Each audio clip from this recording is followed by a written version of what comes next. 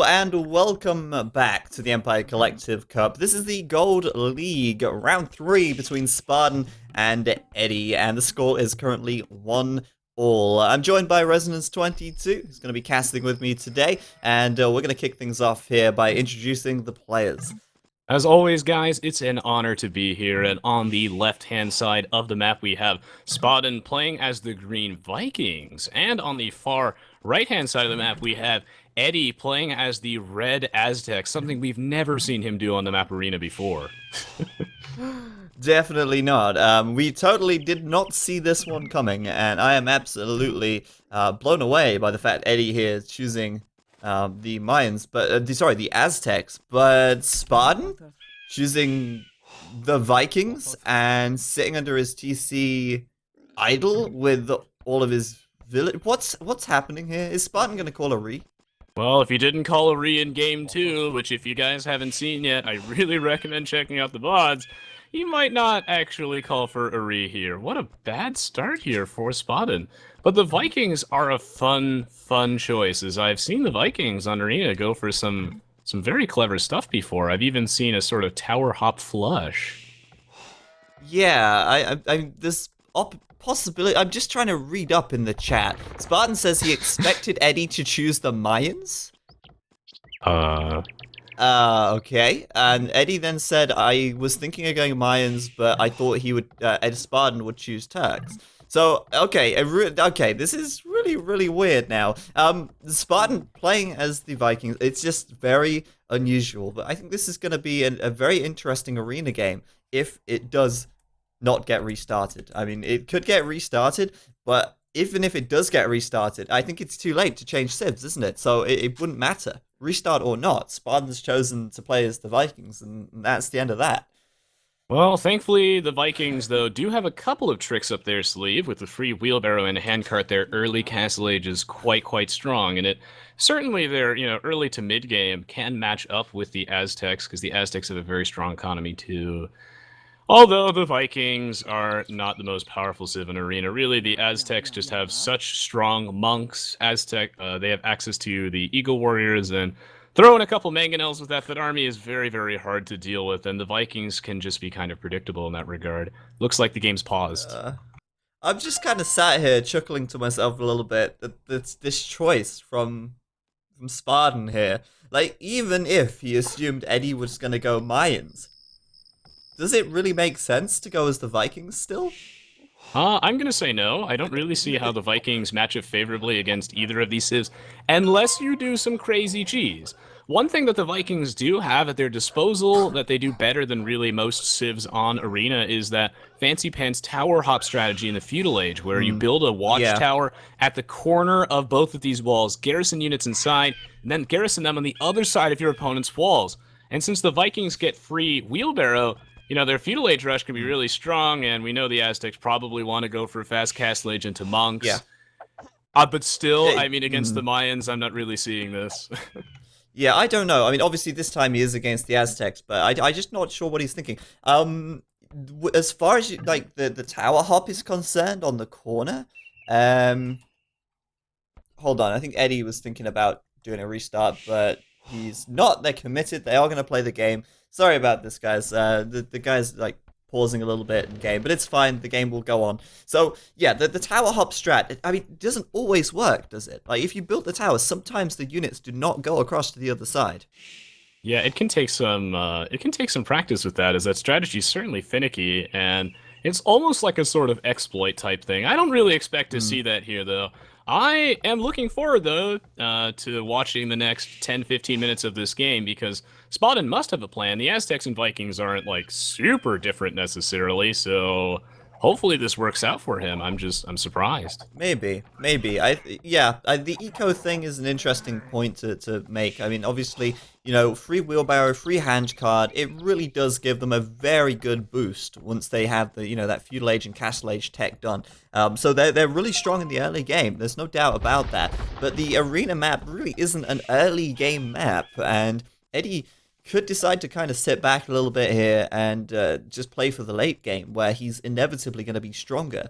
Now, I'm looking at the relics here, and there is a bugged relic down to the south of the map, which is like locked in by the trees. That's kind of unfortunate for Edie, but in the same breath, he still has 3 relics like right outside of his walls, and I'm struggling to see where the 5th one is right now. I see 4, but I don't see the 5th. I do not. Oh, the 5th relic. It looks yeah. like it's inside Spaden's walls. Okay, yeah, it's on his side of the wall. Whoa, wait, no. No, it's like on the tile. That's inside of his wall. Okay, no wonder we couldn't see it, because it's not actually visible on the minimap unless you put it on economy mode. But the relic is inside of Spaden's. I've never seen that before. I wonder if he can actually gather it. That's really interesting. Real quick, someone in the chat. Let me just find out who it was. Gulmar144 asked, why does Edie build a house, delete a wall and then build a house? It's because he needed to get his boar, and the boar was outside of the wall, so he deleted a wall piece and built the house behind it so that the wall is not left open, because, you know, Edie does get shafted by his holes, and it's not good for Edie. Well, that he does. And building the house on the inside of the wall is good because it makes it harder for Spaden to surround that house, and therefore it will take a lot longer to destroy that. If he puts it at the front, then it can just be surrounded. Then Eddie's base will be open, and we all know what happens with the Swiss cheese defense. A disaster. What blows my mind is that we've seen 2 ridiculous maps here, and yet no re from either players. We have two bugged relics, except all the relics are still on Eddie's side except for 1, and both players rolling with it. Spaden, even with a terrible start, still going to continue. Yeah, in the chat, Please Jami reckons that Spaden will win this game because he is blessed by the Holy Wall. Maybe you are right. I mean, it would take a miracle, and I think this here it's an omen. It's a sign. If you're that way inclined to take signs. So, yeah, I mean, this is the thing. Like, Spaden here, he has, I suppose, got very few options in what he can do. He could sort of go for monks as well as Edie here, which would be interesting. And I think it's pretty certain at this point, we're pretty certain that Edie will go down the monk route. I'm pretty sure that's what he's going to do. And I think Spaden might just try and kind of match him with that. Which, I don't know. I feel like that probably isn't the best thing, but who knows? We'll have to wait and see. Yeah, both players on their way to the feudal age with the same population, but Spaden about 20 seconds behind due to that disastrous opening. Eddie going to get a significant lead here by building his blacksmith and market just a little bit earlier. He is getting ready to advance, and if we look at the way both their economies are set up, Spaden's just a little bit behind in food too. And when you're mirroring your opponent and you're just a little bit behind, things start to look bad. Yeah, they do. I mean, this is the thing. Like, if you're, like you say, if you're trying to mirror and you're actually not doing as well, then obviously it's a little awkward. But you've got to bear in mind, now that Spaden is in the feudal age, the wheelbarrow upgrade is done for him, and Edie does not have wheelbarrow at this point. But Edie is still good when it comes to his eco, because of course his villagers carry more, which makes his farms indirectly much more stronger, better, his villagers more efficient.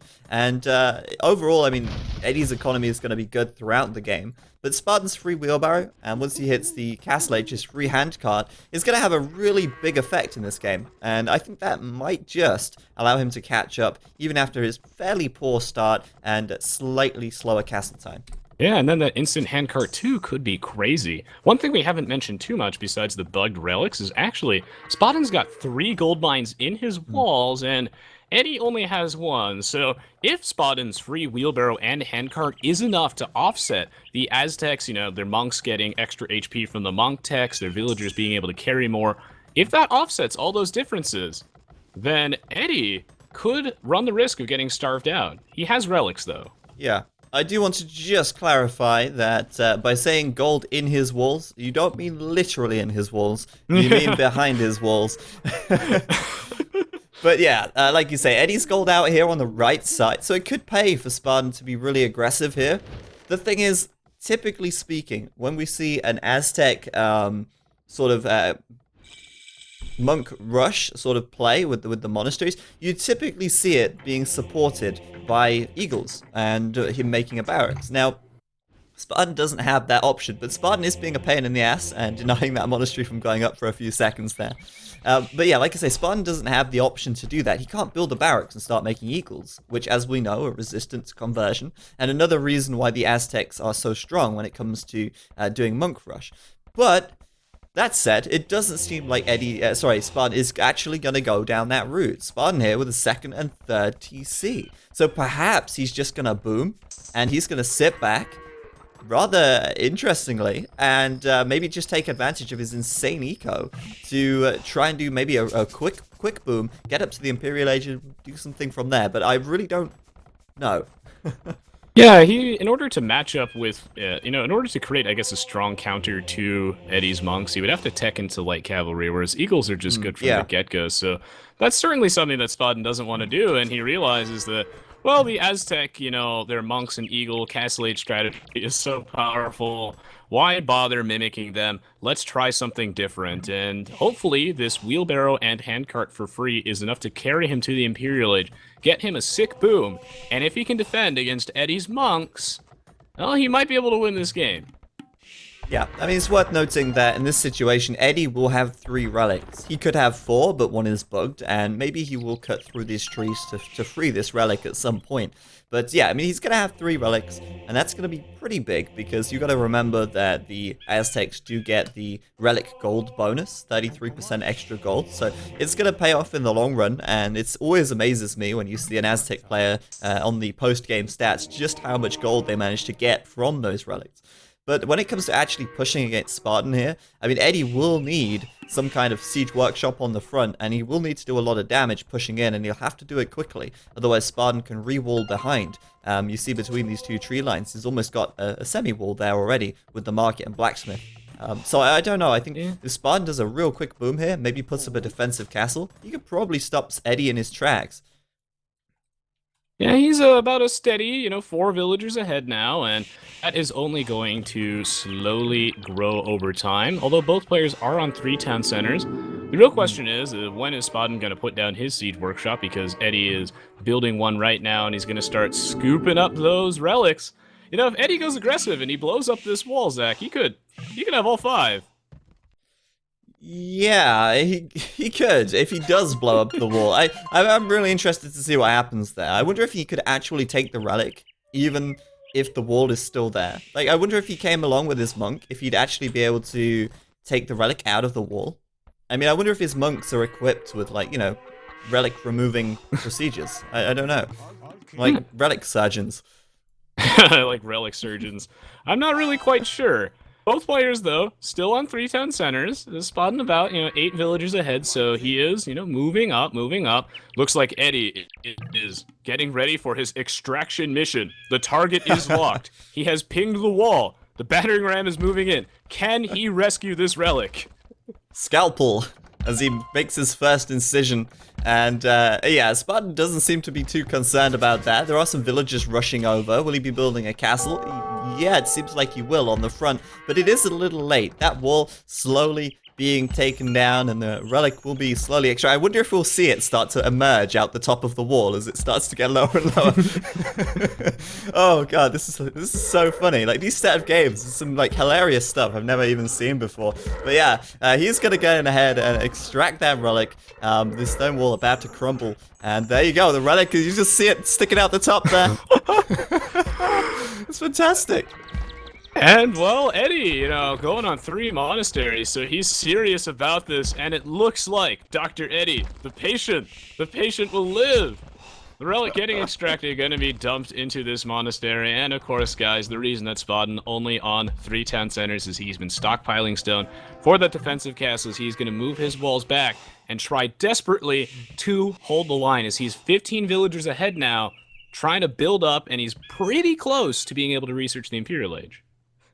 Yeah, oh my goodness. Yeah, Eddie here, sending his monks to university for many years to be able to pull that one off. And he did pull it off just fine, and with the extraction there. But I'm still, like, kind of focused on that at the moment. I apologize. But you're right. Spaden up to the Imperial Age here. The castle, it will, of course, help to defend this. And those monks cannot get too close. They will die very quickly. Even with 55 health, they will die very quickly. And, yeah, I mean, Eddie's gonna try and pressure this, but with Spartan going in, he could make something out of this. Now, his options are pretty limited. He has to basically go for Arbalest. I mean, anything else is just a bit lackluster. He could go for some Berserks, but against Monks it doesn't work.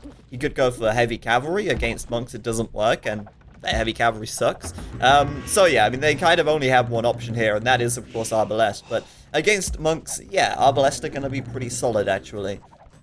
Yep, and Eddie doing two interesting things here. One that I like to see, this is a very subtle thing you can do to help, is he puts his Eagle Warrior inside the battering ram to make it do just a little bit more damage, speeds up the process. He's also getting redemption, so that way Eddie will be able to convert some of these buildings. Maybe he converts a blacksmith and deletes it to get in. We'll see. And you just mentioned that the Arbalest, which is very predictable from the Vikings, they don't have too many options, does match up extremely favorably against these Castle Age monks, but there's one big problem. This matchup is actually really bad, and I've played it a lot in Arena and Black Forest, because as the Vikings, if you go for Arbs, your opponent can counter you with Elite Eagle Warriors, which the Aztecs already want to do once they get to Imp, and well, if you go for Champs or something in response to that, the Aztecs can make Jaguar Warriors. Yeah, it's a slippery slope for Spartan, and I think Spartan's plan here is to be able to get Imp fast and catch Eddie out. And I think Eddie is probably going to surprise Spaden with his Imperial time here, because he's really not far behind. And even though, like we said earlier on, Eddie is playing very aggressive, and we've seen this aggression from him, it kind of makes you assume, if you see your opponent playing super aggressive, it kind of does make you assume that they're not going to have this huge eco behind it. But Eddie's eco is solid, and he was not slow to get up to that second and third TC, so he's very close behind. And of course, with those extra relics as well, 4 now, I believe, he is going to be in a position where he can really power ahead, I think.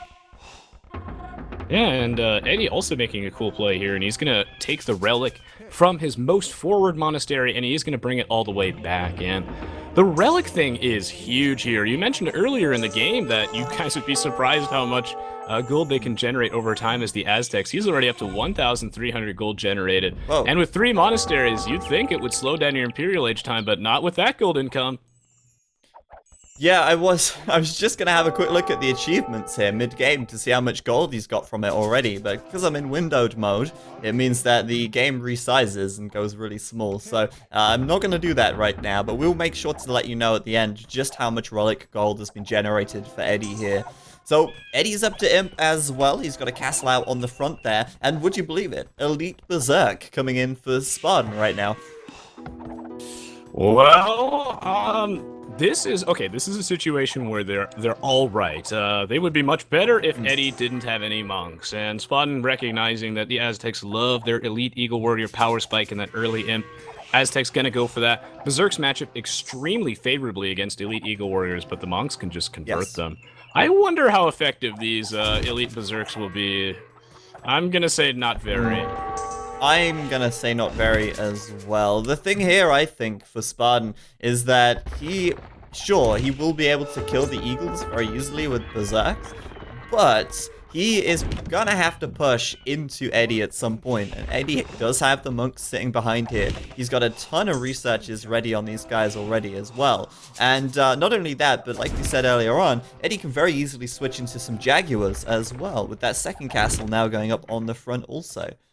Yeah, some of you guys might be wondering exactly why are Elite Berserks not the best unique unit in the game, and I've tried my hardest to really get them to work, and actually I think they're a little underrated, but the big problem they have is they run into that Mongol issue where not only do you need a lot of castles to get them out, but their upgrades are insanely expensive. Berserker Gang is ridiculously overpriced, and it takes forever to start getting those Berserks out.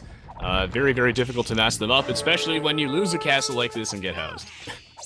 Yeah, Spaden there just in an awkward position to say the least. This one castle is not gonna be enough, really. And yeah, like you say, getting Berserker Gang, getting the Elite upgrade, and in AOF, there's also the Chieftains upgrade as well. Is it Chieftains? I believe it's Chieftains, right? Yeah, the cost of that in total is more expensive than upgrading Paladin. And it just, like, it's so slow. It is so slow. And in all this time, Spaden's managed to get, what, 4 Berserks here? Not enough, yeah, I'm afraid. he only has 4, and while Berserks are actually a pretty powerful unit and the HP regen can help a bit, sure doesn't help enough against these 3 trebuchets. No answer here from Spaden, and he's throwing in a bunch of arbs, which is good because that way his guys don't get converted by the monks as easily. But here comes the Jaguar Warriors we were mentioning before. Spaden can't even make any more Berserks. He's out of castles. Yeah, he's out of castles, and suddenly that upgrade, the Elite Berserk upgrade, it's like, well, that was a waste. Yeah, let's just spend all that resource there for 8 units. It's just not worth it, is it? And it's kind of painful to see that, unfortunately. So Eddie's going to push in now, and he's got a really potent army. If he can deal with the Berserks, then obviously the Eagles can just clean up the Arbalest. If he can bait the Berserks forward, he can convert them. He's got a lot of options available to him, and I mean, this versatility here from Eddie is really what's going to win him this game, I feel. Spaden just doesn't have choices. He doesn't have options. I can imagine that the worst feeling in the world is when you spend all of that money teching into Elite Berserks, you get 4 out, and then you can't make any more. I know. It's just so wasteful, and I feel kind of bad for Spaden there, because... Oh, he actually did Berserker Gang as well. He did, and he says in the chat, best spent Elite Berserk and Berserker Gang ever. Yep. Exactly. And like we said earlier on, I don't think Spaden was expecting Eddie to be so fast to Imp, and like Spaden just said in the chat, he didn't think he'd have a Treb out so fast, and it's understandable, isn't it? Like, you see all that aggression from Eddie, the monks, the forward aggression, the sheer amount of pressure he was putting on there with the siege. It's not the kind of situation where you expect your opponent to be up to Imp like fractions of a second behind you. So Eddie with a great game. He also managed to chop that relic out at the end, but he didn't quite gather it. And I guess now we'll take a quick look at how much relic gold income there was for Eddie. But any final comments on that game? That game was hilarious, and it only makes me wonder what surprises Game 4 has in store. The Vikings pick didn't look particularly impressive there, but, well, Eddie showing his prowess on Arena. This is a game that we can kind of expect him to take, but the next game is up in the air. We'll have to see. So Eddie's gold there from 4 relics totaled to 2,335, which for a 35-minute game is really not bad, considering that he's only actually had those relics in his monastery